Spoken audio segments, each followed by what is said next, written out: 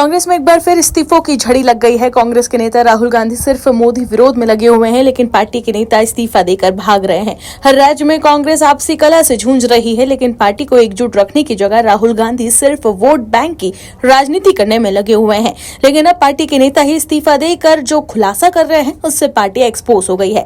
लेकिन कांग्रेस को एकजुट रखने की बजाय राहुल गांधी सिर्फ तुष्टीकरण की राजनीति करने में लगे हुए हैं। ईरान के सुप्रीम लीडर खामनेई की हत्या से भारत का कोई लेना देना ही नहीं, लेकिन कांग्रेस के बड़े नेता पीएम मोदी पर निशाना साध रहे हैं कि क्यों उन्होंने खामनेई की हत्या पर निंदा नहीं की।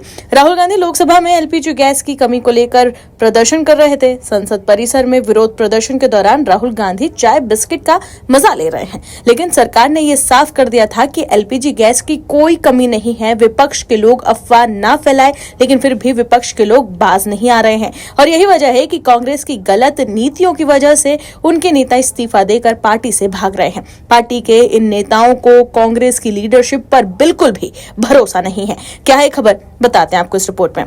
दर्शकों, चुनाव आयोग ने देश के 5 राज्यों और केंद्र शासित प्रदेश में होने वाले विधानसभा चुनावों की तारीखों का ऐलान कर दिया है।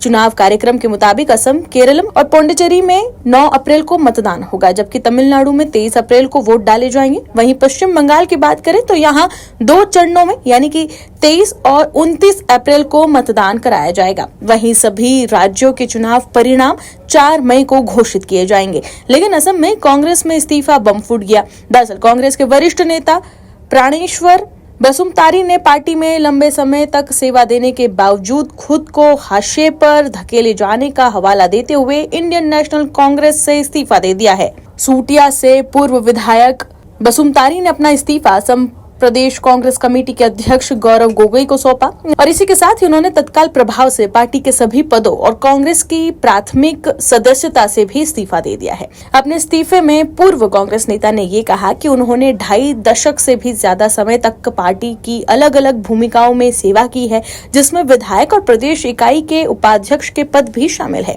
आगे उन्होंने अपने पत्र में ये भी लिखा कि पिछले 2.5 दशकों से विधायक और पीसीसी उपाध्यक्ष जैसे अलग अलग पदों पर रहते हुए पार्टी की सेवा करने के बावजूद 2026 के विधानसभा चुनाव में पार्टी ने मुझे किनारे कर दिया।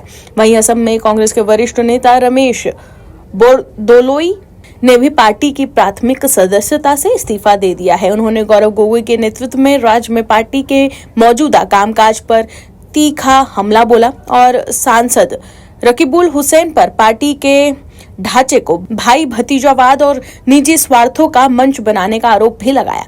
असम के प्रभारी एआईसीसी महासचिव जितेंद्र सिंह को लिखे एक कड़े शब्दों वाले इस्तीफे पत्र में बोरदोलोई ने यह आरोप लगाया है कि असम में भारतीय राष्ट्रीय कांग्रेस का मौजूदा नेतृत्व बेहद निराशाजनक है। उन्होंने ये भी दावा किया कि गोगोई जमीनी स्तर के कार्यकर्ताओं और राज्य की जमीनी हकीकतों से कटे हुए नजर आते हैं।